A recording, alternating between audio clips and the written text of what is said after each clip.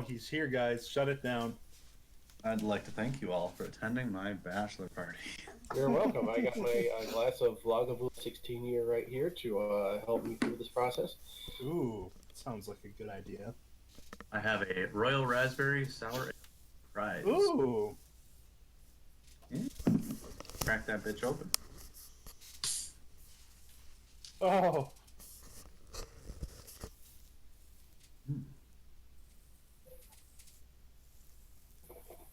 Pop that sour. No. Ooh, that's good though. That's really. Right. Come on and say hi. Come on and say hi. Oh, okay. Swift, come back. Come here. Hey, come here. Wow. Wow. Okay, bitch. Ran away. Goodbye, Papa Smurf. Smurf wants to come into my room, Lauren. When Smurf complains about trying to get into my room, tell him he can fuck off. No, I was gonna pick him up and hold him and have him snort for the guys, and instead he ran away. Oh, Snort, snort, snort.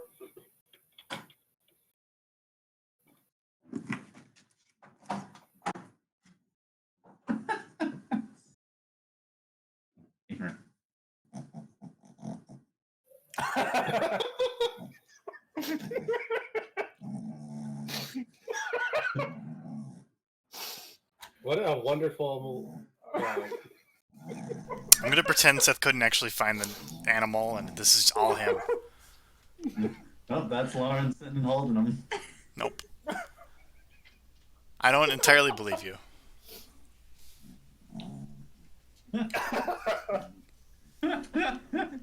Thank you for that. You're welcome. He's so funny. He is so funny. I already love your dog, and I haven't met him. I know. Yeah, he is a treat. He is an absolute treat. Oh, I see. Fattening him up. Yep. Jesus Christ. All right. Dogs that snort give the best meat. What? What the? A tasty treat. Okay.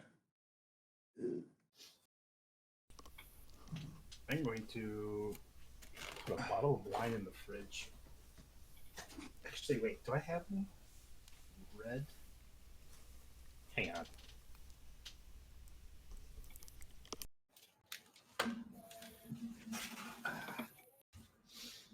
Motherfucker.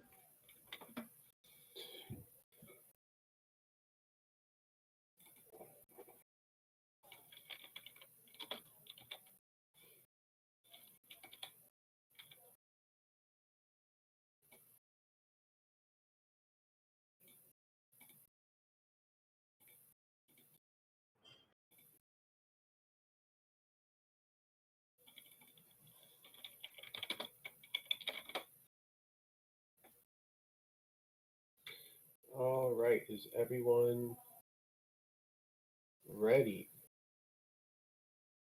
I.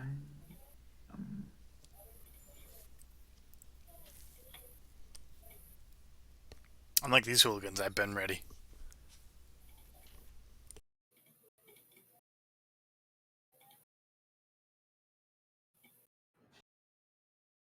So I have a Seth and a Henry.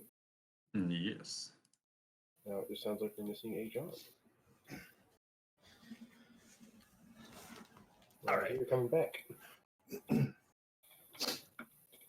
Now, I don't know if Rieslings are supposed to be refrigerated or chilled, but I'm chilling one. It helps. It's It's not essential. Most white wines are good. They're usually chilled, I would think. Red wines are the ones you want it at room temperature to very lightly chilled. All right, so we've got our three good boys here. So I will start us out. So just to... Sorry, is Paula like Anthony's kid's birthday party or something? No, that was last week. Oh, okay. He's just a bum. I can text him. Well, if you want to text him, I'll start out and maybe he'll join us later. Yeah. Definitely start out. Otherwise, I expect him to be about as consistent as he has in the past of showing up. So, Right, which kid and all, don't blame him. mhm. All right. So, brief recap of adventures. The party arrived at the town of Greenest to find it under attack by a dragon. Rushing into town, they realized that there was some looting going on, and rushed to the keep in the center of town to see if they could help out. After talking with Governor Nighthill of Greenest, they realized there was an attack from the dragon going on, and their interests are bringing Tiamat back into the material plane to wreak havoc upon the Sword Coast. After helping to drive away the dragon and any remaining looters, they ventured out into the Greenfield Plains to rescue a monk named Leosin or Lanthar, who had been captured by the Cult of the Dragon when they attacked. After sneaking into camp and making friends with many of the cultists in there, they freed him and managed to sneak away in the night. And after bringing him back to Governor Nighthill, Leosin sent them back to the camp to look into some dragon eggs and any valuables from the town that might still be left. Enlisting the help of a local orc scout named Nebraska, they went into the cave system that the cultists had set camp in and searched through the caves and finding the black dragon eggs or blue dragon eggs, my apologies, as well as vanquishing the half dragon Langdegosa Cianrath. You remember what we did to that one leader there? I sure do. It was less of a vanquishing of her and more of a explosion. That's right, you found Frulam Mondath, and you snuck in the back way because you took the hard fight first, so you just got to blow her up. You encountered a group of Myconids dancing in a circle with a glowing light, talking about the lady. You guys decided to take a pass on that. And after a very successful adventure, you took your blue dragon eggs with you back to the town of Greenest, where it turned out Leos and the Lanthar had left and headed north to El Turl and had asked you guys to follow. And it was about a 6 days journey north from Greenest. Governor Nighthill and the people of Greenest were very happy and frankly honored that you were able to help them out and so well. So they loaded you up with supplies and sent you north. And then we did things less honorable. On the way there, you decided to give the blue dragon egg to the blue dragon who had attacked the town. And it was there that you were recruited into her service as informants. It turns out that she is not as invested as other chromatic dragons might be in the return of Tiamat. She likes her little niche in the world as it is right now, and thinks that Tiamat would throw that all into disarray. Mm-hmm. So she gave, I believe it was Corden, it was either Mir, that would allow you to do a two-way communication with her when you say her name into the mirror. And you also noted when you were in there that the walls of her cave had many mirrors in there, so who knows how far her reach goes.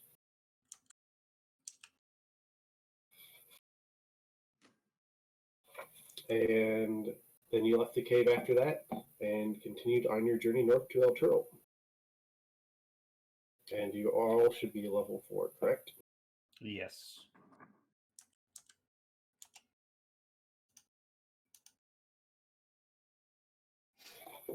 I believe Lenathon was the name of the blue dragon as well.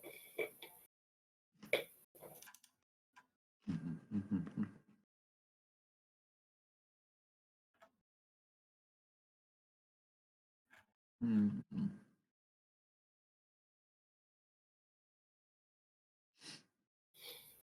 All right, your journey north to El Turl will continue without incident. It's about 3 days' ride from the edge of the forest where Elefan's cave was. El Turl is the capital of Elturgard, which is a region of the Sword Coast. Its most distinguishing feature, and you notice it as you approach the city, is a brilliant magical light that hovers above it, illuminating it day and night, so there is no night in the city. You may get like a low light at night, but you'll never have a full, complete nighttime because this magical light is always above the city of El Turl.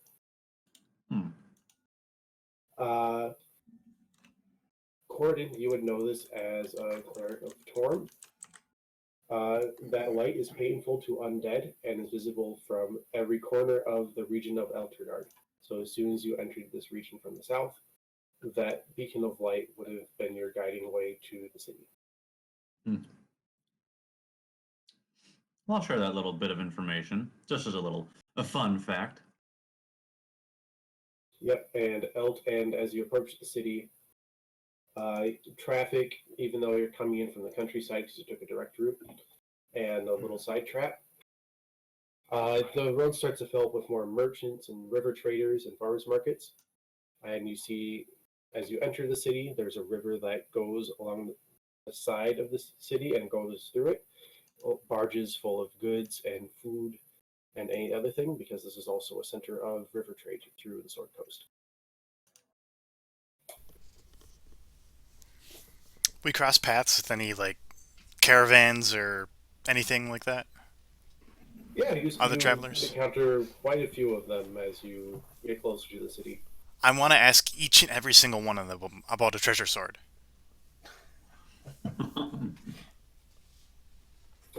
Most of them just give you a funny looking like treasure sword. Most of them, but one of them. But one of them says, "Oh, a treasure sword. Well, if by treasure you mean magic, I got a contact in the El Turl that I can hook you up with for a price." I show him the handle. Of the sword? The treasure sword. The treasure sword handle. He'll look at the treasure sword handle and be like, "Oh, you need a blade for your sword?"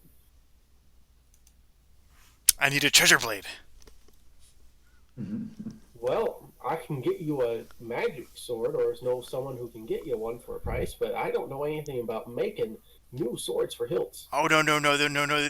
This is special. This one is special. One of a kind. I've never seen anything like it. I'm supposed to complete it. Well, if you've never seen anything like it, then I guarantee I ain't seen anything like it either. You're useless to me. Let's go, Irvan. Corden. All right. I apologize for my rude friend. Yeah. Bit of a Whatever. tizzy about this Same. sword. Onward we go. Well, I bid you a good day then, and he will go on his way.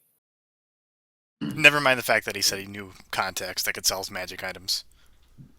Actually, I do turn, think about, well, I think about what's, because I've got carved statues in my bag, and I'm actually gonna, if this guy here says he's got contacts, I'm gonna actually ask him. So, see, you mentioned you've got contacts for magical. I'm wondering if you might know somebody that would be interested in some of these. And I take out statues that we have, just the little collector's items. He looks at them and he says, "Oh yes, I think my contact may be interested in that. Look up Zayden Wolf." Zayden Wolf. I'm gonna make a note of that. And ask around for the Moonvale Curiosity Shop. Moonvale Curiosities. If I could spell Curiosity. What's your name? My name Yeah. Put him on the spot. is Pike Favreau. Your contact. But- You think your contact would take Drake teeth, perhaps a horn, a pelt? It's a curiosities shop, isn't it? He'll take anything, especially interest in things like that. Very good. Thank you. Oh, wait, what's a necklace of adaption do? Fuck. The what? Necklace of adaption. I'm looking at my stuff that I have. Is that the thing you got from the dragon? I think you got an extra gift. Yeah, I can double check for you what that is. I don't know if I was given the details before we ended last time. Yeah, I gotta. I forget what. Is it in the treasure tab? My equipment. Current treasures. My current treasures are a flask of greenest moonshine, blue stock mushrooms, and a drake's tooth. Yeah, check the Discord treasure tab. There's It lots of ain't- stuff in I there. checked, it ain't in there. It's not? Huh. No. Got a bunch of other stuff in there though. That's pretty useful. I'm gonna guess it's the last thing that we got right before leaving. I don't know. Necklace of adaptation. While wearing this necklace, you can breathe normally in any environment, and you have advantage on saving throws against harmful gases and vapors such as cloud kill and stinking cloud, and some dragon breath weapons. I get advantage. You said. Advantage on gas and vapor attacks, so like a green dragon's poisonous breath weapon or a cloud kill effect. Okay.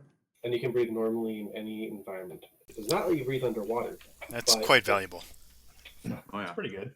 But yeah, you could climb to the highest peaks of the mountains and you can breathe fine. Cool. It's kind of crap, actually. It doesn't give you +2 AC. Oh, hush you.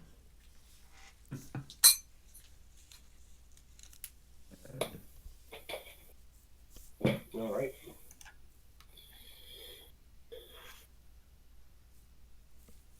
Do you have any other questions for Mr. Pike? Thank you, Mr. Favreau. We'll be on our way. None. All right. So there are, of course, guards stationed at the gate into the city, as this is a larger city. It does actually have walls and a gate, but everyone's just basically getting waved through. No questions are being asked. Looks like a business as usual day for the city of El Toro. Is this city mostly humans, or is it kind of a melting pot? It is mostly humans, but you do see a couple of the other races around too. All right, I'm gonna keep my hood up. All right.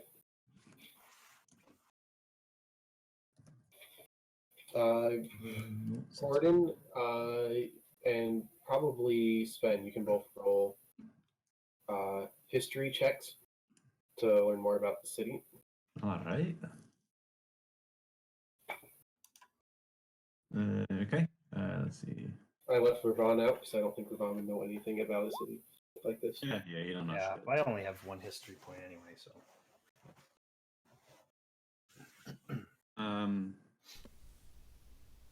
It's got a 6.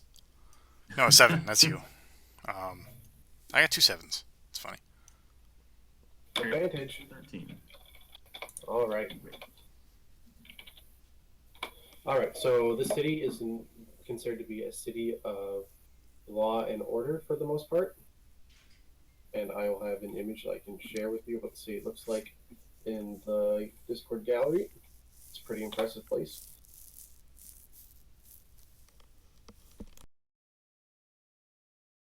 Oh, okay. Cliffside. Yeah. Cliffside town, huh? For the most part, this city is considered to be pretty heavily leaning in the law side of things. So people are more inclined to follow the rules unless you plan to break them, and punishment for breaking the law is harsher than it might be in other cities, and the guards tend to be less forgiving. All right, yeah, lad. Don't go causing any trouble now. They don't. And the two major Rule deities breakers? worshipped here are Tome and Ilmater. Oh, I can't wait to be misunderstood horribly and end up in prison. This is going to be a good time. I can't wait for some freaking Ilmater priest to start smacking himself. Self-flagellation for the god, right? Oh yeah. So this city would be known of good repute and renown for Corden. Aye. I recognise a few other symbols around here. Certainly gonna remember the prayers as well. It's a city of McKind. Sorta. Well, let's hope we don't have to talk to too many of them then. You don't look like any of these people. Well, I'm referring to the god we worship. It's a brotherhood of sorts. You know, not by blood, but by faith. So, I mean, I don't them in that respect. And I'm sure they'd be good for a good. I'm sure they'd be good for a scrap if it came down to it.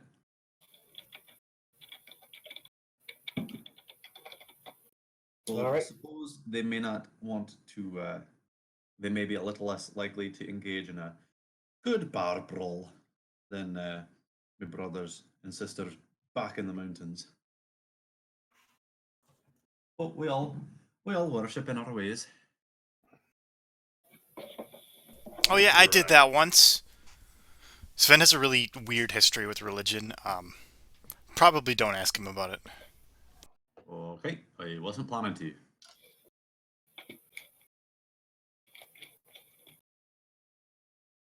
Well, you guys are here at the behest of Leos and Erlanthar, who asked you to come here, and he is told you to look for a man named Anthar From, who is a paladin of Torm. Paladin of. Either of you know where the paladins are? I've never been to the city. I would assume we just look for the biggest, most imposing building with the most stern-looking fellows. Sure. On a paladin to have a good sense of humor, at least not any of the ones that weren't a dwarf. I haven't met one with one yet. I'm gonna find the shadiest looking person on the street. I'm gonna ask them for directions. All right. Can't have too much shade around this town. That light's on all the time. You find a tiefling at a stall selling mystery juice. What would you like to ask them? Hi, do you know what's the name? Anthar Froom?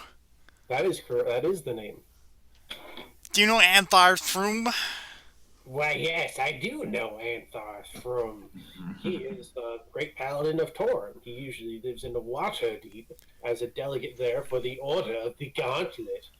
But right now he is staying at the. I heard from a reliable source that he is staying at a tavern called A Pair of Black Antlers. That's very helpful of you. We are a bunch of strangers who are new to this town, and we don't know the area too well. We're definitely pretty helpless without you. Thank you. Okay, that's enough. Come on. Well, I am happy to help. If you are so interested, would you be willing to buy a bottle of mystery juice No. to help out a poor seller such as me? You think he's made his mind, eh? I am Jessup Strauss. Buy my mystery juice, please. Okay, what? I've got 2 copper pieces. Ah, the small size it is, and you get 2 small 1-ounce jars. Does he vials take of my mystery copper? juice. He does take your copper. Oh no, I'm broke. Thank you for your services. If you need to know anything else about this city, So you said you can small, always rely on me, Jessup Strauss. small mystery juice?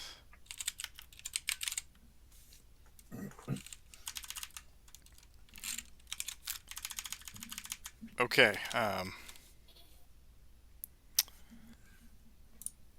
he said the black antler? Is that right? A pair of black antlers. Pair of Pair black of antlers. black All right. Is the name of the tavern. This sounds like a good. Hey guys, I think I found out where Arnthar Froome is. You know that we were right next to you, right? Who are you? Oh, yeah. Oh. Oh, I see. You have your hood on. Okay. I didn't recognize you at first. Right. Okay. Well, let's go. Do you have directions to the pair of black antlers? He does give All you half directions. elves look alike, you know. Alright.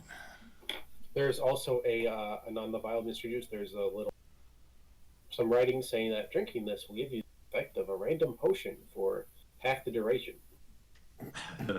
Oh boy. Oh boy. It's in my inventory. I missed the copper already, though.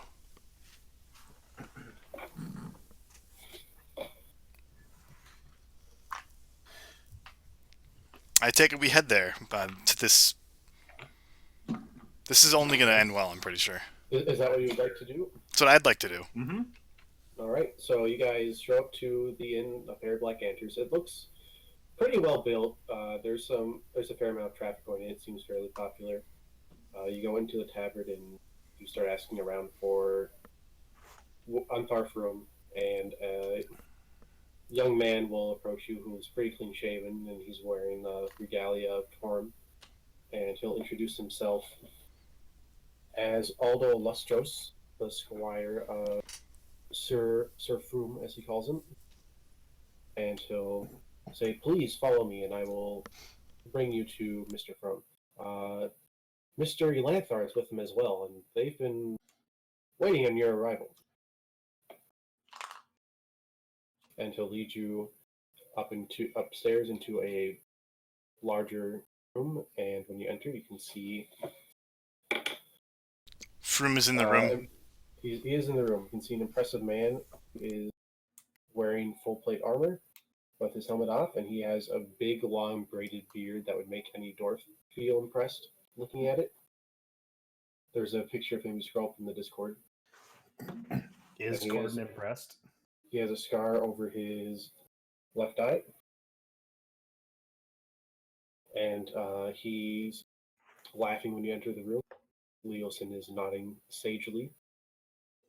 But when you enter and you are introduced by Argo, his jovial nature quickly turns serious. He will nod to Arnthar Froome and close the door and leave you in there with Leosin and Arnthar. You gain a quick bearing of the room. You notice that there are many pitchers of dark red wine lying around, and about just as many that are empty.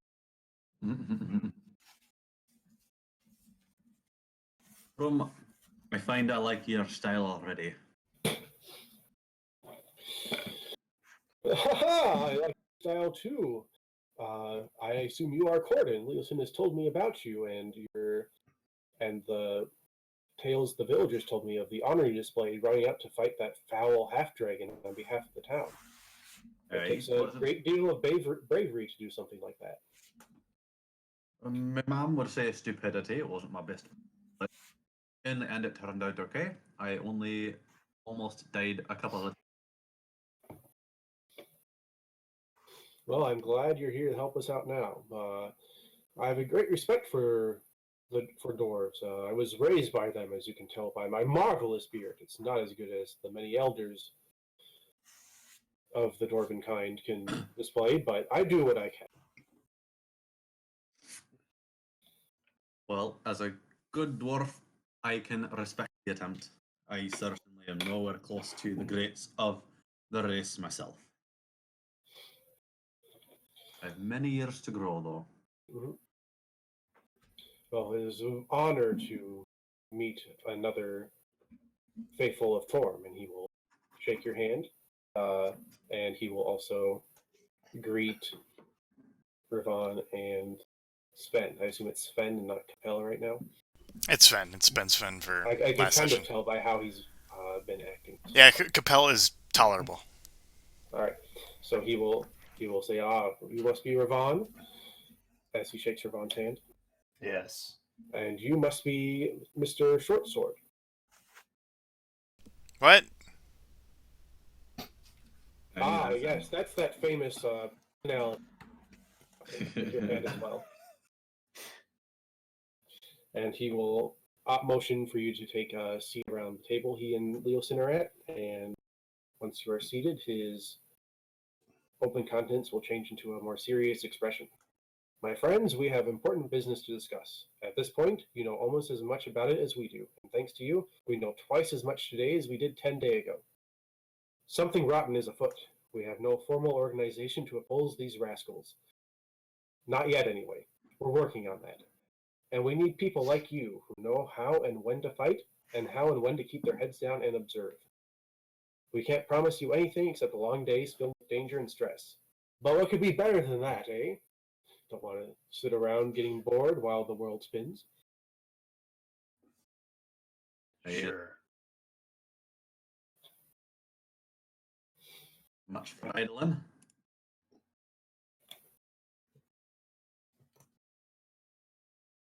And he will pull out a small right-handed, and you will see that he is wearing, as he's talking, Gordon, you'll notice that he is wearing his hold on his right hand. It's a gauntlet of Torn, which is something the paladins are more likely to wear, as they will go into combat for their god. And he will continue, and he will say, "We are trying to bring together multiple organizations to fight this. I represent the Order of the Gauntlet, and I can vouch for them, and they will throw behind all the weight of their force against this cult of the dragon that you have encountered. And we are trying to speak with representatives of two other groups, the Harpers and the Emerald Enclave.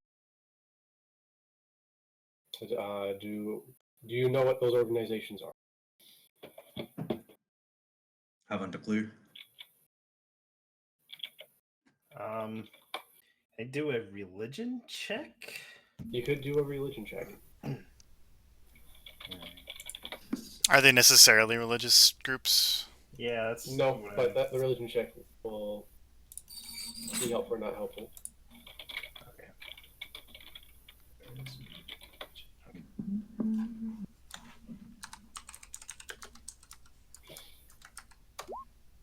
Okay. Well, 10. 10. Actually, Ravon, that will be enough for you to know something about the Emerald Enclave. They are an organization of druids and nature worshippers. The actions of the Enclave are mostly to preserve the natural realm and to restore and promote the health of the natural world without resorting to acts of violence unless necessary.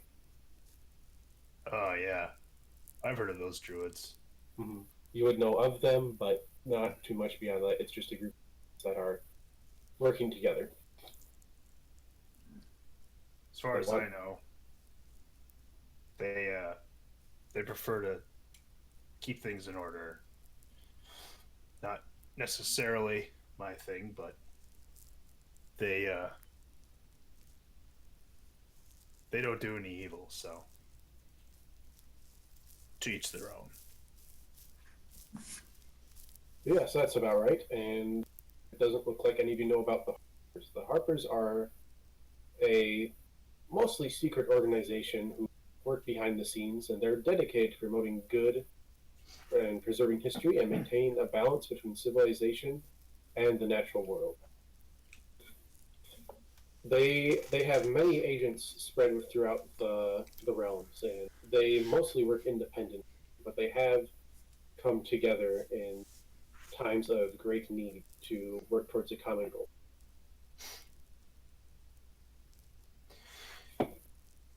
Given the amount of destruction the return of Tiamat would wreak upon the natural world, the dominance of dragons, these are the two organizations that we at the Order of the Gauntlet thought we could get the most support from.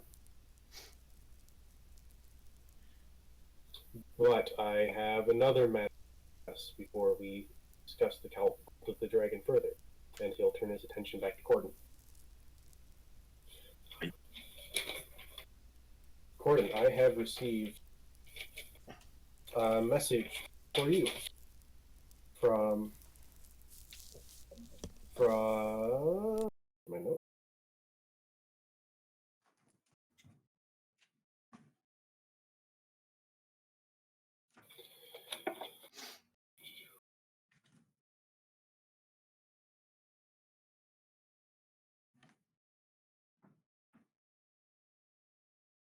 Here we go. That's right, the page I wrote down.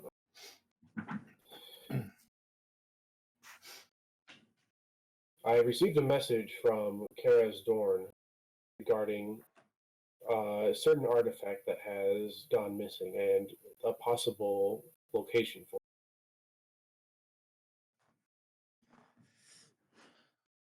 it. It is the helm of Torm, the one that he wore when he was a mortal.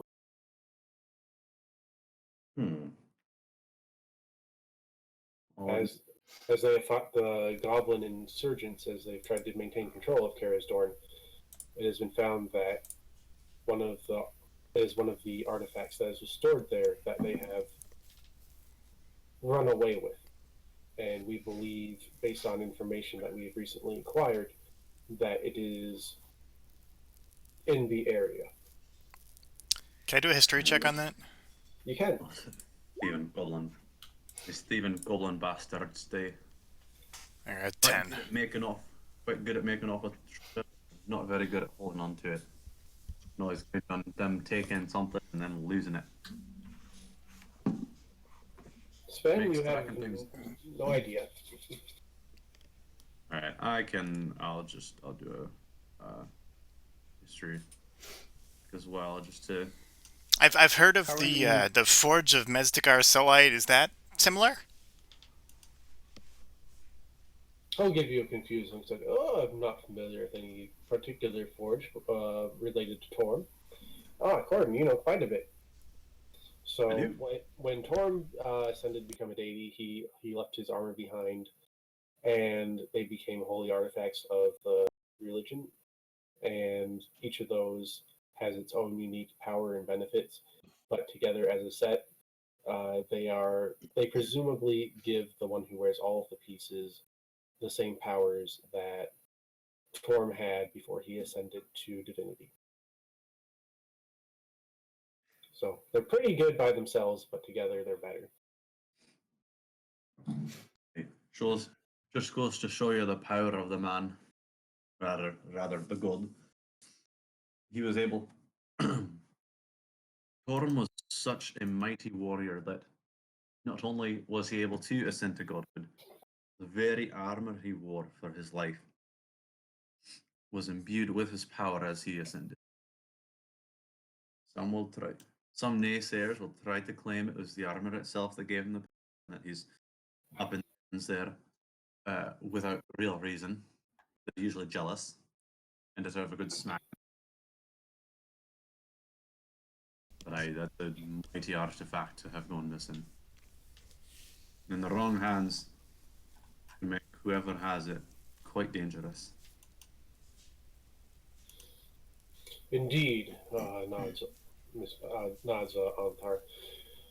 And it sounds like that your clerical heads above you have tasked that you put whatever you're working on hold and go and acquire this helm while it is local. And hey, you'll be fighting goblins and slaying goblins while you fight, and that's not too bad, is it? No, that is going to be quite lovely. Certainly better than a bunch of dragon-born git smacking me around.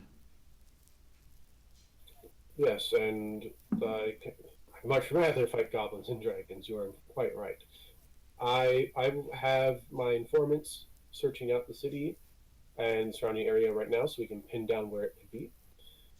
Why don't you rest here for the night and prepare Black Antlers on the house?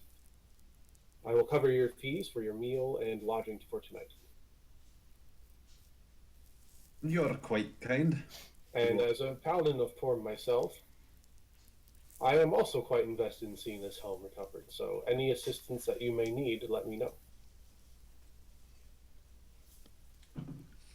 If the leaders of the order, it's got to be sold, it will be sold. Sven's he's got this glazed look on his face right now. He's picturing himself wearing Torm's armor with a completed treasure sword, and on each arm he's got Telina, Cardina, and Nebraska. Oh, it's quite some fine ladies that Sven is imagining himself with. My goodness. He's quite happy with himself right now, but not in reality right now. I'm gonna snap my fingers in front of his face and see if I can attention while he's glazed over. It's not. Treasure sword. What I'm wondering is, how did you guys get those fancy rolls? Like you have these bordered. You just boxes. click on your stat. Oh, In the character sheet, and the one on the left is the default roll, but if you have advantage or disadvantage, it automatically rolls that roll as well. Oh. So So give it I a shot just- and see if it works. oh, There we Waste your go. good rolls. Uh-huh. It's like my good brother Anthony says is you're wasting good rolls if you use them, because he's it's superstitious. an boy. accountant. He knows numbers, he knows math, he knows that if you use a good number, it's gone. Gone forever. We'll never see it Genius. again.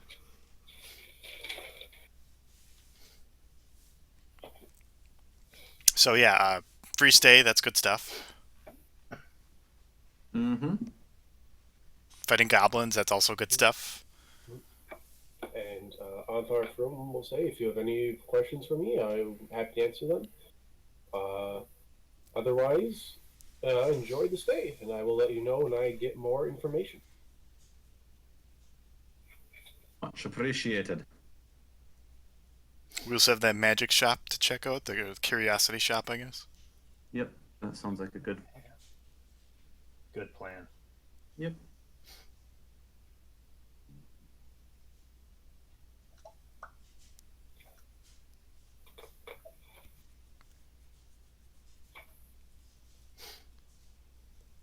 I don't think we have anything else we want to do we? No, No, it's I gonna don't mostly think so. be. Well, I should go poke around. After we go to the curiosity, after we go to the curiosity shop, Alex, I'll ask there if there is any sort of kind of not dwarven district per se, but there are any long-term dwarven residents in kind of places of academia, perhaps, or where they might be receiving knowledge of the wider world beyond the day-to-day trade type stuff. Because I feel hunting goblins down could be beneficial to my personal quest as well.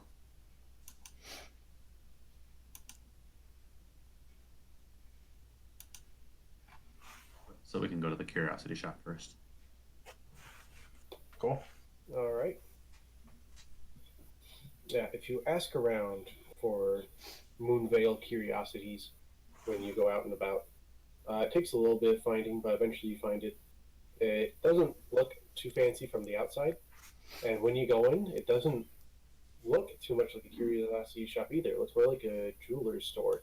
You have fancy glass cases with different necklaces, rings, jewels inside of them, and you see a couple of smaller weapons, like there's a weapon rack with weapons chained to the rack. You see a long sword, you see an axe, you see a couple of daggers and a bow, and there are also a couple of glass vials with different colored liquids inside. And yeah, when you enter, the bell rings, and another tiefling will come out from a back room, and he will greet you as you enter. He will go, "Greetings. What can I do for you here at Moonvale Curiosity?" Well, I produce the statues and ask, do you find yourself any interest in some interesting statues that we acquired from a Cobbled group folk of art. Indians?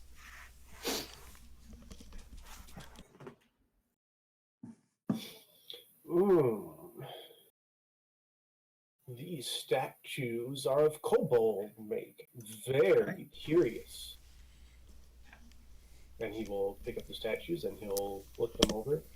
He'll scratch the bottom and he'll grab another statue and he'll kind of pick it over. He'll pull out a little looking glass and get in real quick and he'll grab your other statue and he'll give it a lick. And made from dragon. Very high quality material. I know of a couple of people in the city who are interested in such items and who will pay handsomely for these. Does it raise the appraisal rate if you knew the artists that made them were dead? It does. That means no more will be made. This is very interesting. Thank you. We even made sure to keep the blood off of them as much as possible. To preserve the integrity of the original art. Yes, you two are both connoisseurs of finer things, I see. Certainly. If you can give me 5 minutes to give these a further appraisal, feel free to browse my shop. If you have any questions, perhaps instead of me straight up buying these, we can barter. How about this stuff?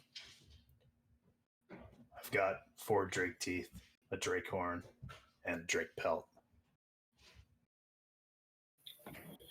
He'll quirk an eyebrow and he'll frown a little bit as he looks at them and says, "Ugh, those are raw materials.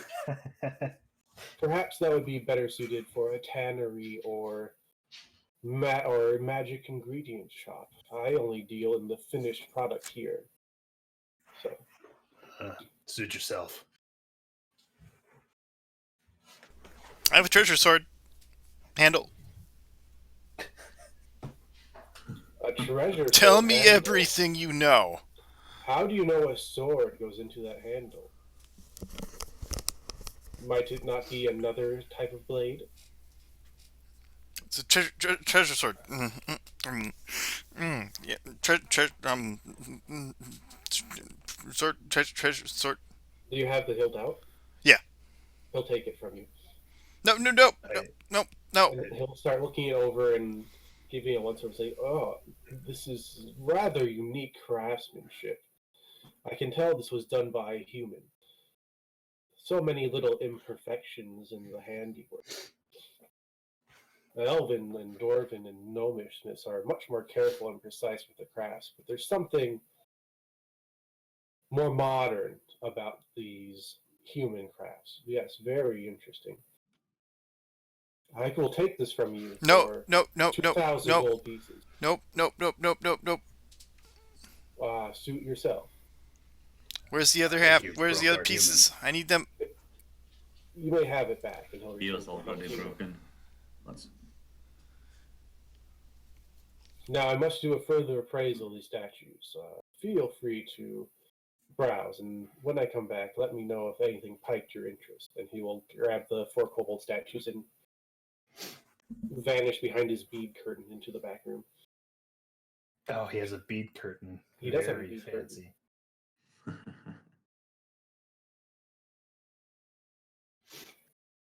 Is there anything anyone's interested in looking at? I'm going to browse and see what he might have for. Does it appear that he has any sort of warhammer on the wall? He does not. Oh, shame. He does He does have a battle axe. Yeah, I'll walk around and see what he's got. He also has a couple of staves and a few wands that are interesting decorations as well.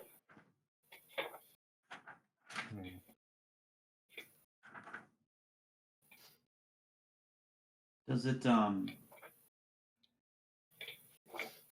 now this battle axe, does it appear to be of good craftsmanship, dwarven, or is it some sort of other trash? It's definitely a Dwarven craft, and it looks like it's very well made. Hmm. I'm gonna take my time, and I'm gonna just kind of stare and appreciate, and I'll wait for him to come out of his curtains to inquire. Hmm. Sven's fiddling with one of his bags right now. He also has a big old belt behind in one of the cases as well. I'll take a look at the belt. Ooh. It has a big old buckle with the face of a dwarf on it. Oh, I've lost interest. I haven't. And there is another belt back there as well with the face of a giant on it, on the buckle.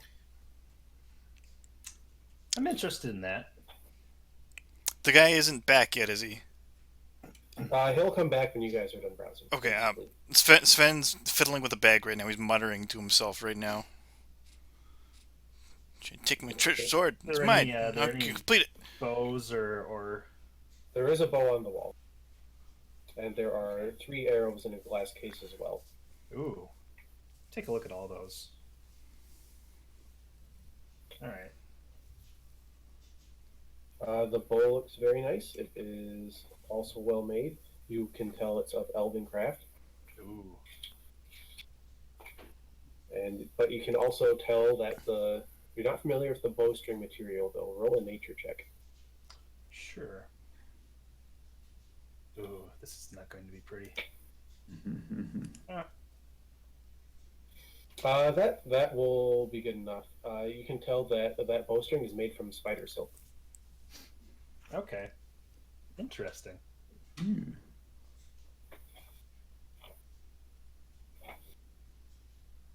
All right. Is there anything else anyone else wants to look at? I think that's it for now. I spilled stuff on the Sir, floor. Are there any Why'd like you spill on the floor? Ball bearings. Oh, okay. are there any short swords? There is a Namely, short where sword on the like wall. behind the desk or wherever he was. Behind the desk. Yeah, wherever he was, I spilled ball bearings. All right. Well, those are there. In that case. Yeah, the short sword looks very well crafted as well. It just looks. You have no idea who or what race would make it, but Okay. you can tell it's a good sword. Okay. All right. When you guys are in about 5 minutes, while you guys are still browsing, he'll return, and he'll have to. What's the save he has to make for walking on ball bearing? It's like a reflex 10. All right. Good lord, Henry. He upset Sven's short sword. Well, he won't even notice the ball bearing as he walks over them without slipping. Well, I am prepared to offer you a healthy sum for these fine figures, but is there anything you'd be interested in trading instead? What can you tell me about the battle axe? Also the belt with the handsome face on it. Ah, yes. That axe is a interesting item. It is cursed, I believe. That's why it is chained up on the wall there. It is a berserker axe. You gain a +1 bonus to your attack and damage rolls. And you also have your hit point maximum increased by +1 for each level you have. However, it requires attunement, and when you attune to this magical axe, you are cursed. As long as you are cursed, you are unwilling to part with the axe, and you keep it within reach at all times. And you have disadvantage when you make attack rolls with a weapon other than this axe. Whenever a hostile creature damages you while the axe is in your possession, you must succeed on a DC 15 Wisdom saving throw or go berserk. While berserk, you must use your action each round to attack the creature nearest to you with the axe. If you can make extra attacks as part of your attack action, you must. If you have multiple possible targets, you attack one at random. You are berserk until there are no living creatures within 60 feet of you that you can see or hear. That includes your friendly companion, because once the axe's rage takes hold of you, you will not stop until everything is dead.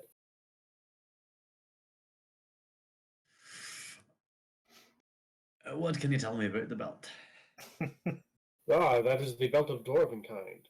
While wearing this belt, you gain a Constitution score increase of 2, and you have advantage on persuasion checks when talking to dwarves.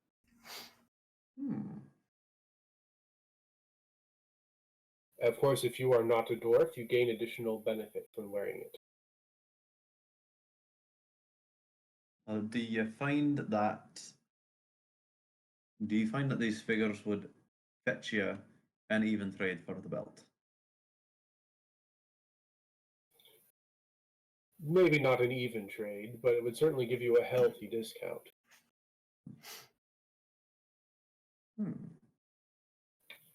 Is there anything else someone wants to ask about? What about that belt with the giant on it and the bow, the arrows? That is a belt of giant strength. While wearing that belt, your strength score is set to 21.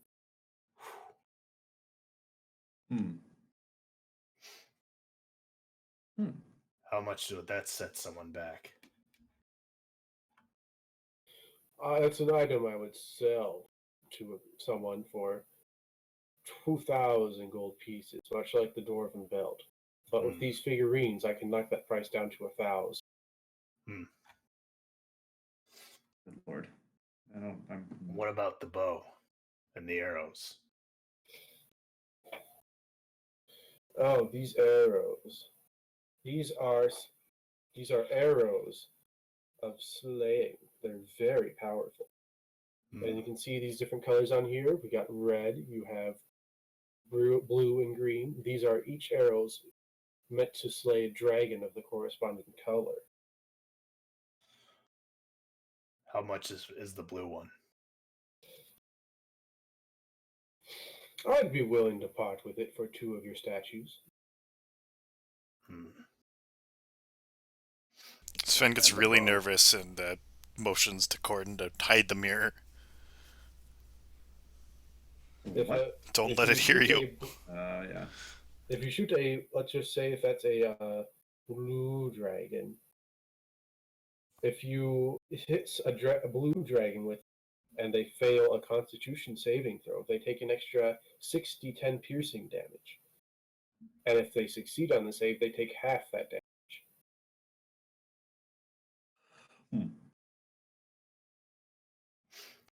But it's a one-time use. Once you shoot its target with it, it becomes a normal arrow. Got it.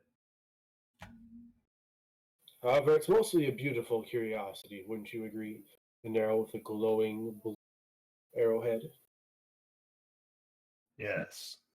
Very pretty. What about the bow? Oh, the bow. That is a bow of the spider. I acquired it from a drow who was on the land and needed to pawn it off for some quick cash. As I understand it, once per day when you fire that bow, instead of shooting an arrow, you will fire a sticky web that will slow all creatures in it. And how much is that? And I would sell that if you give me all of these figurines for it. In addition, I believe it is enchanted with magic, so it would also be a +1 bow on top of the benefit.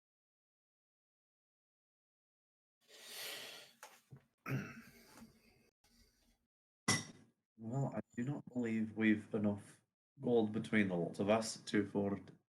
Oh, we've got a substantial amount. If you look in the treasure tab, we've got stuff. We Yeah, do. true. Hmm. Didn't we get like a lot of platinum? Yeah, we got the whole bunch. Oh, true. Whoops, where's the We're not shotgun? poor.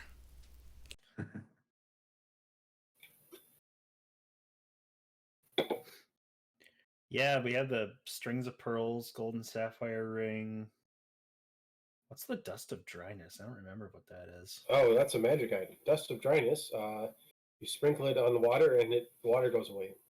Ooh, that's I don't know if you want to sell that. Specifically, I think I don't remember how many pinches of dust it had, but I can roll that.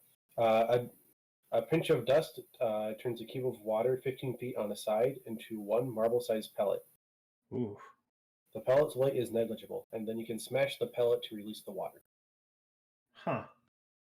An elemental composed of water that is exposed to the pinch of dust must make a Constitution saving throw. If failed, they take 10d6 necrotic damage, Oh, jeez. Wow. or half as much on a failed save.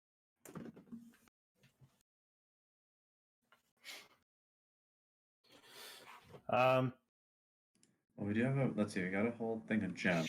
show him the strings of pearls and the gold and sapphire ring. We What do would have- you appraise these at? He'll take them and he'll look them over. And he'll say, "Oh, these are fine items. I would be willing to part with each of these. I'll buy these. I'll buy these from you for. I'll buy the string of pearl from you for 50 pieces, and I will take the gold sapphire ring for 200." We do also have. We also have that pouch of gems that's worth 1,000. Yeah, Oh, he yeah. will buy the gems from you for 1,000.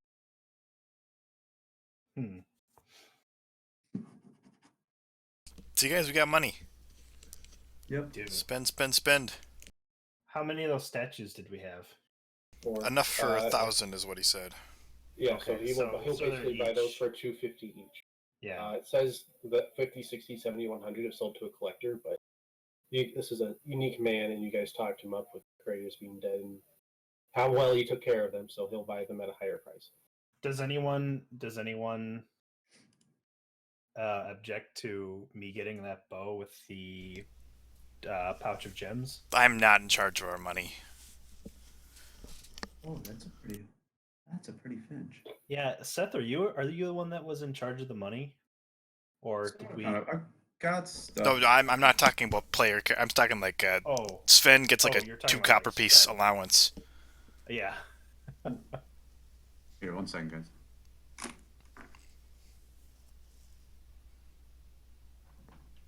Hey, Lauren.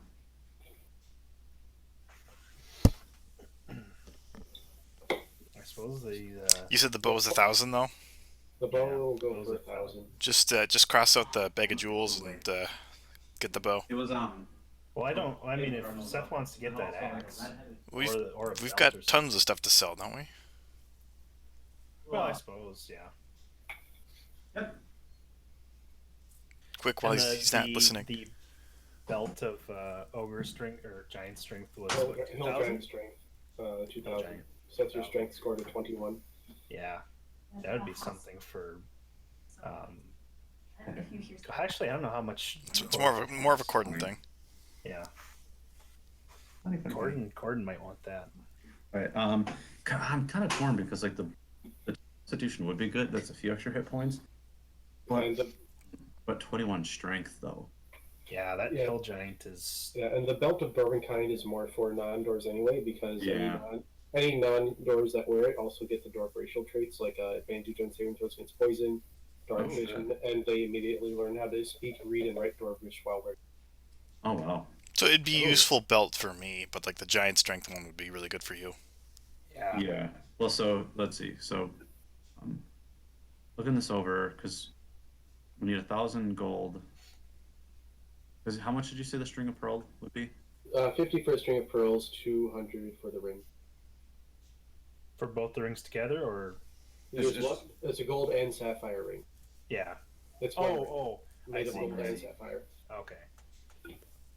So gold ring of a sapphire jewel. Yeah. So that's 250. I've got about 250 myself, so it'd be 500 short. I've got 300. and then We're not we selling the treasure pool- sword. Well, we, well, Don't if we even think about pool, it. if we pool, He's buying the hilt for 2,000. It's pretty good.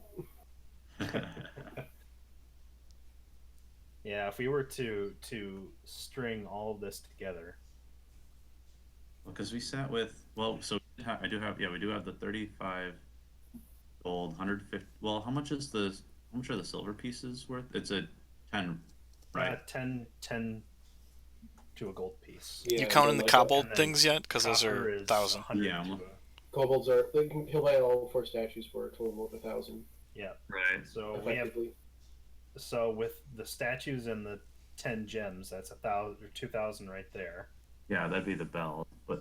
And then how much? It was 1,000 for the bow. Yeah, Which was just a bag of jewels. yeah. Oh, but yeah. So that's what That would leave us with 1,000. yeah, because we then- need it after the jewels and We the could try selling him those scabbards. That'll net us another 20 gold. let's see. And then we got 120 between some guards. 50.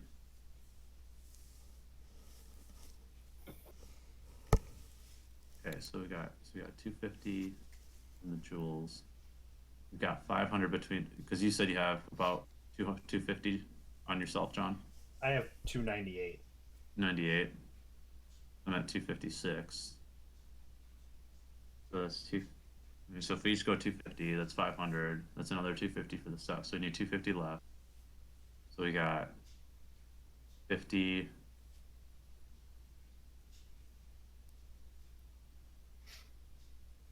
Let's see, so we got 57 out of all that. Yeah, what's that? We're just kind of coming up short, I guess. Hmm.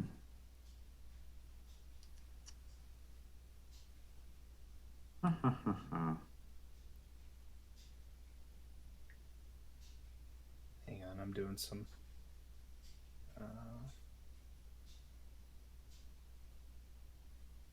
Okay, so we got 120 there. What are those mystery potions? Did we figure those out? They probably have to be identified. I don't believe anyone has identified them. I assume it would cost money to have them identified, though. So that would probably. Jesus, cat.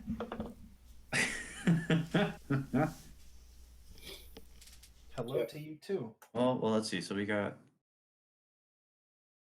Yeah. So basically, altogether, if we add up all the random bits of gold here, we've got 400, and then I've got another 298. I've got 256. As you guys are talking this over and trying to figure out what you want to buy in the shop, the guy will say, "Did I hear you say mystery potion?" You Yeah. did. Well, I have an item that may be of interest. Pull out the magnifying glass he was using earlier when looking at the statues. This is a lens of identification. If you spend 10 minutes looking at an item, it will identify it for magical properties. And how much would that cost us?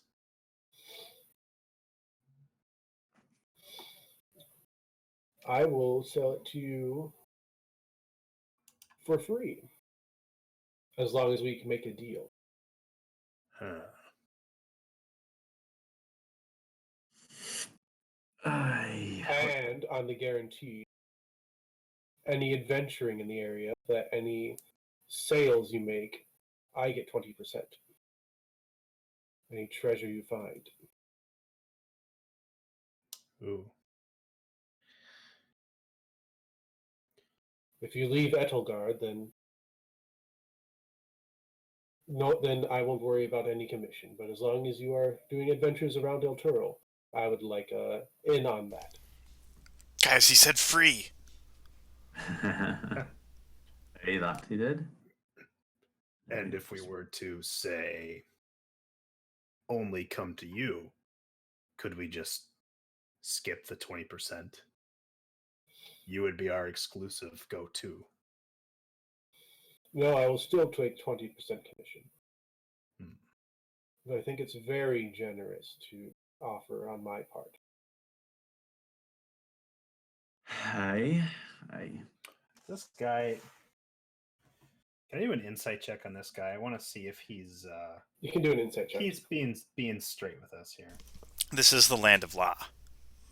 It is, but And he's He is a definitely a tiefling. tiefling. He's definitely a tiefling. he is definitely a tiefling. All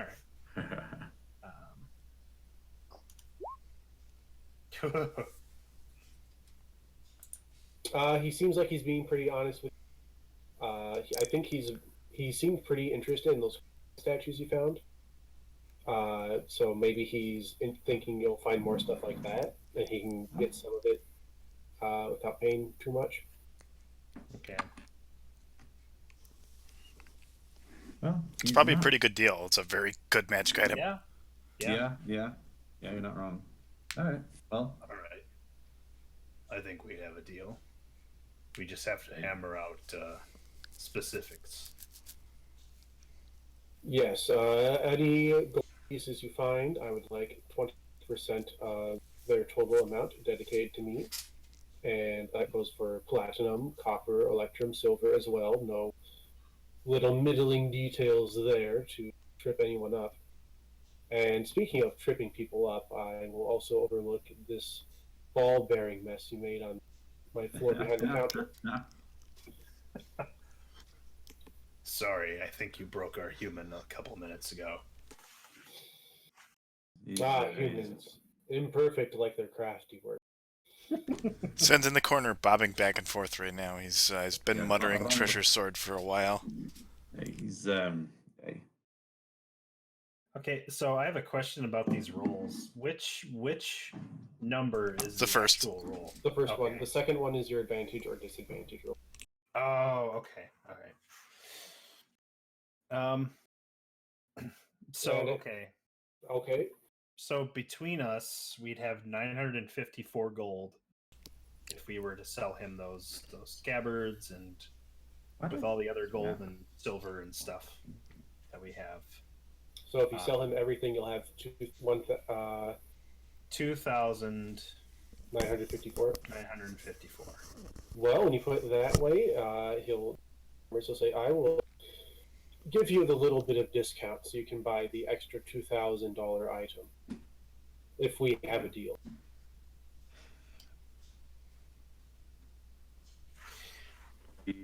Don't What do you say, dwarf? I He'll- think is a He'll small also he'll price. start drawing up a contract as well. That Oh. is a small price to pay for.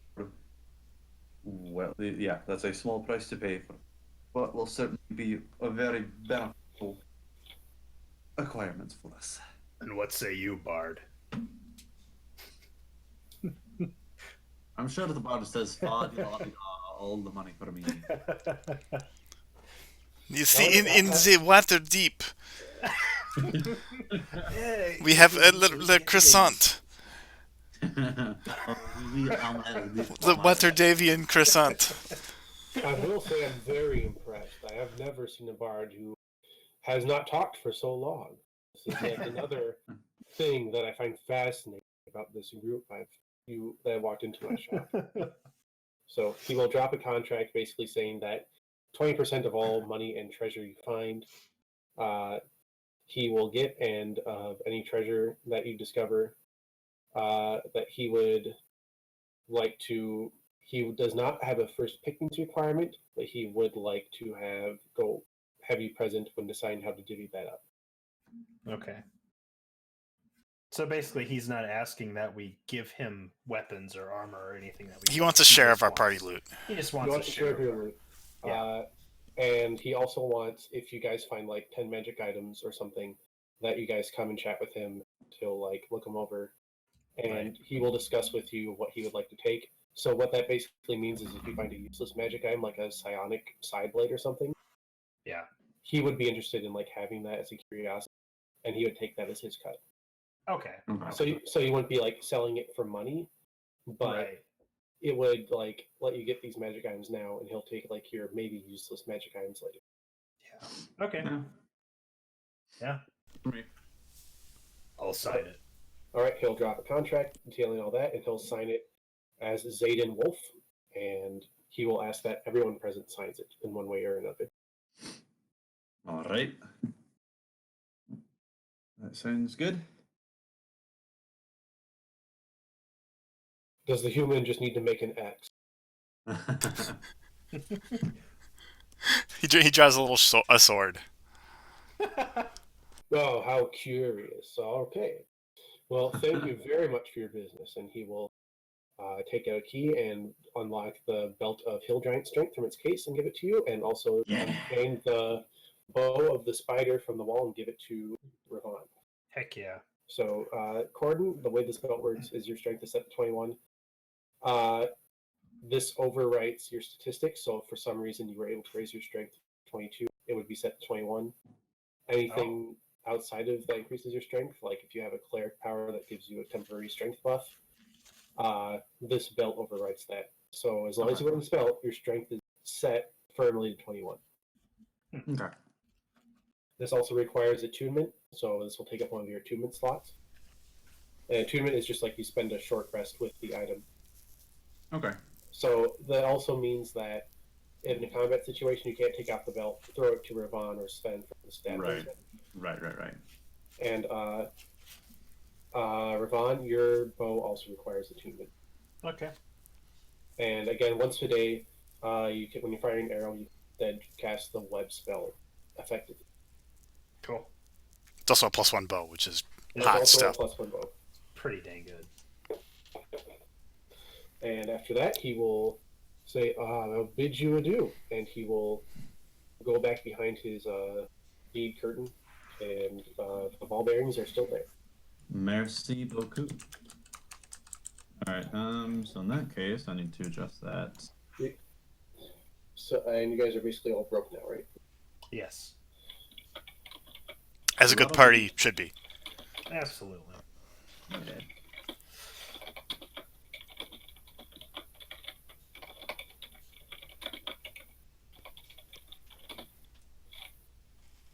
And you also have the lens of identification. Yes. Brilliant.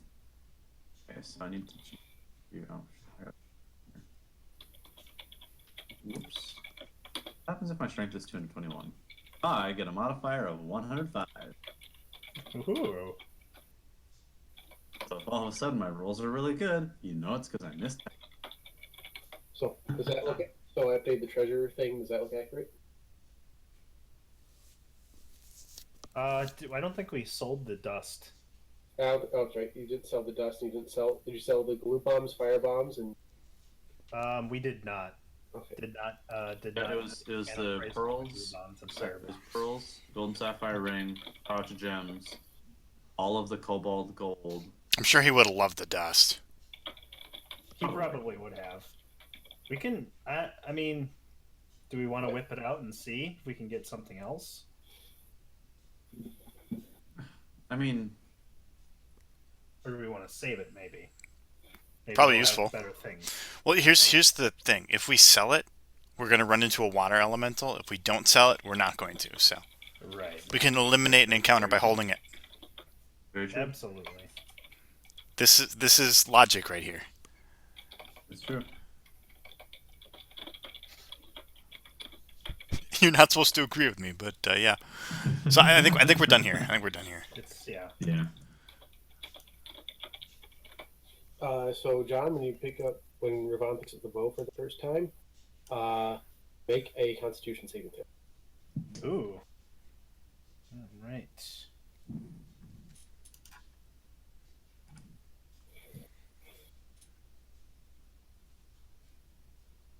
Okay, so what are the check marks? Next to The check marks I think are for proficiency. If you're proficient in It autofills it based off your class. Okay. All right, you're fine. So when you pick it up, even though you're only a half elf, you can still immediately tell that this is a magic bow of drow make, and it naturally rejects any elf or even Yes. half elf that picks it up, but you overcome a feeling of nausea that builds up in your gut upon taking up the bow, and you feel it pass. And you won't need to worry about this once you've attuned to the. Cool. Now, if it were a dragon-made bow, that'd be different. There were dragon made bow. I have no idea. Well, he hates dragons. He really hates them. I don't know if you heard True. that. Is there any other city business you guys want to do, or just gonna go back to the pair of black antlers to rest for the night? I think we should do that. Go back and rest. We can attune to our new stuff. Sven's Yep. mentally exhausted. He's done. I'd say that's probably every day. He's got a bit of a dependency on that sword now. Still good crack. Okay, so we can get rid of those. He's also not going to look at it with the lens.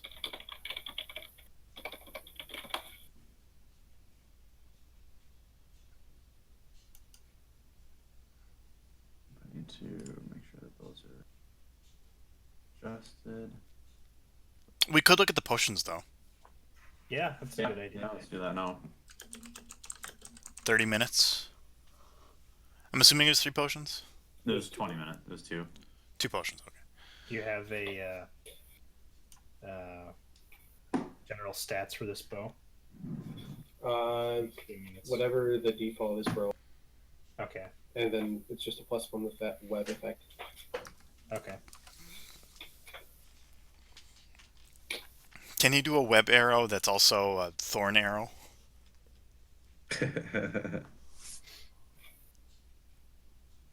Above.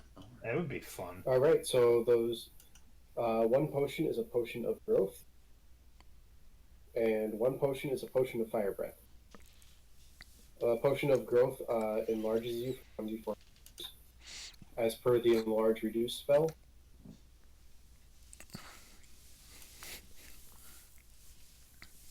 What about the fire breathing one?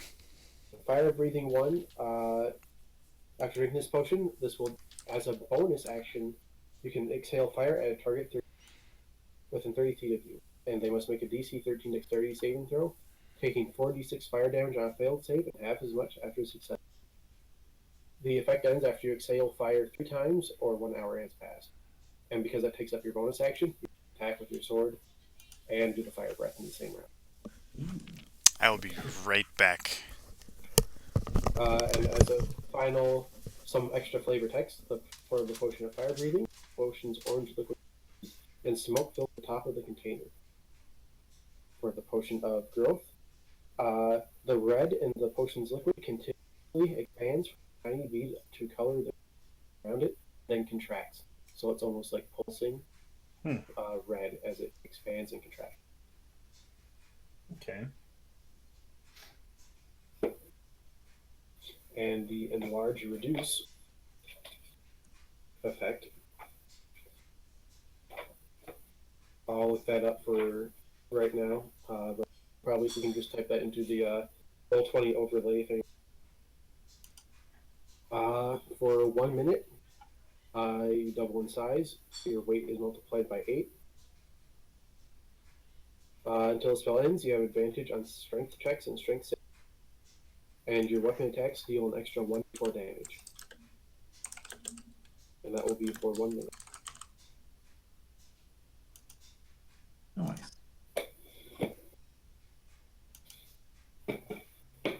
So, 2 fairly useful potions. Yeah. In this city of shining light, where you've met like 2 tieflings. We're definitely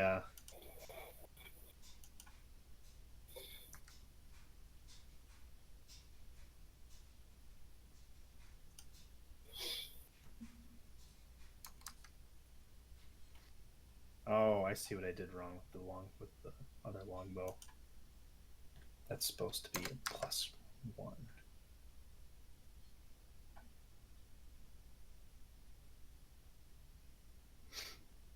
Okay.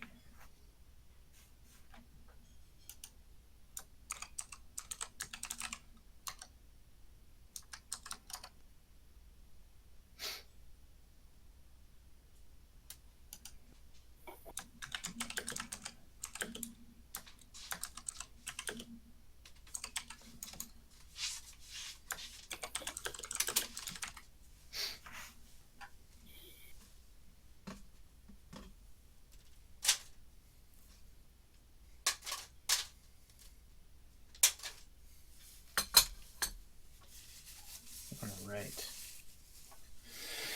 All right. So I Yeah, guess. yeah. This What did I miss? Just me going over the potions. Yeah. I'll post a picture of Zayden. You're kind of cutting out for me, so I'm gonna disconnect quick and come back and see if that fixes it. Don't bother coming back. No. Oh no, I came back. You're back.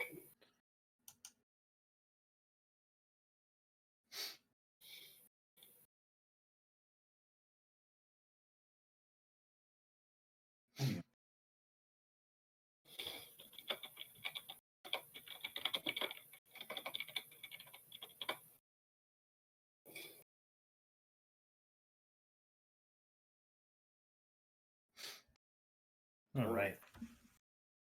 So, anything else you guys would like to do when you get back to a pair of black antlers? Oh, no, pardon. I think Seth mentioned something about finding dwarf people, residents. Yeah, let me ask around a little bit to see if see if the knowledgeable dwarves around that might have inkling of where I might begin to narrow my search for my personal quest. You're Bonnie Lass. No, No, not quite. boring.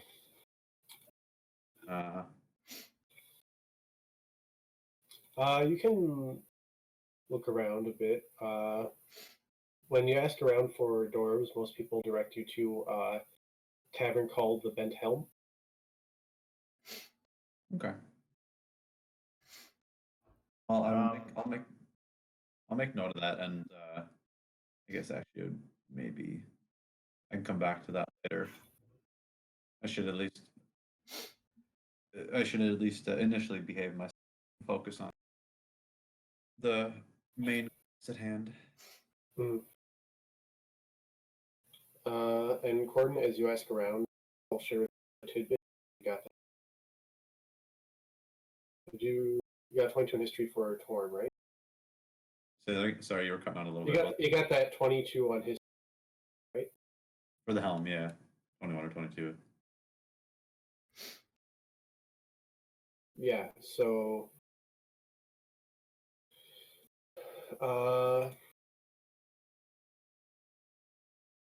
while Torm is one of the major deities of the city, there is a relatively infamous part of Torm's maybe not so great legacy that's here, that's spoken about in lesser circles, called the Dungeon of the Inquisition. It's reserved for those who trespass against the laws of Elturgard 3 times, so not just the city, this whole region of the Sword Coast. It's a vast subterranean maze beneath the streets of Elturel. Its population is constantly being replenished by new lawbreakers. Part of its natural caverns, there are strange sounds that are known to come from. There are monsters, and who knows how deep it goes. And dungeon prisoners are kept on mining detail to keep the Elturel wealthy and ship out minerals and gems from the waterways.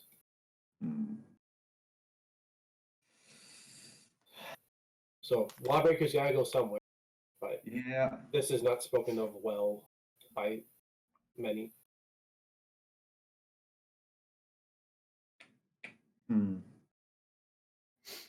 It's considered to be basically Considered to be what? a dirty secret, basically. Yeah. All right. Well, yeah, I'm gonna keep that little tidbit to myself for now. It's not really something we need to, not anything to bother the party with and worry about at the moment. So That sounds good. We haven't run into any half-orcs, have we? You have not. Okay. It's you've actually not seen a lot of the. You've seen one or two tieflings, clearly, but as far as roaming the streets, things like half orcs or races that would be more monstrous, you've seen none of this. There's just one half-orc in particular that I'm a little wary of. Yeah, we do not see any half-orcs. Good. Um, Well, not good. Ron is, Sven loves like, half orcs, just not this one in particular. His dad. Well, I think Ravon is just going to get a drink and go to his room and attune to his bow and Little nightcap. yeah, little nightcap.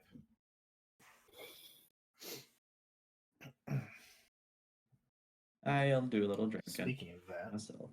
All right. Will Sven be doing anything besides looking? be right back. He's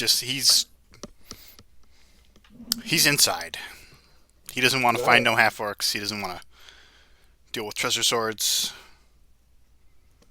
All right. Well, then for now we'll take a 10-minute break, and we'll come back at 6 o'clock for you guys, 4 o'clock for me, and we'll move on to the next phase of this part of the adventure.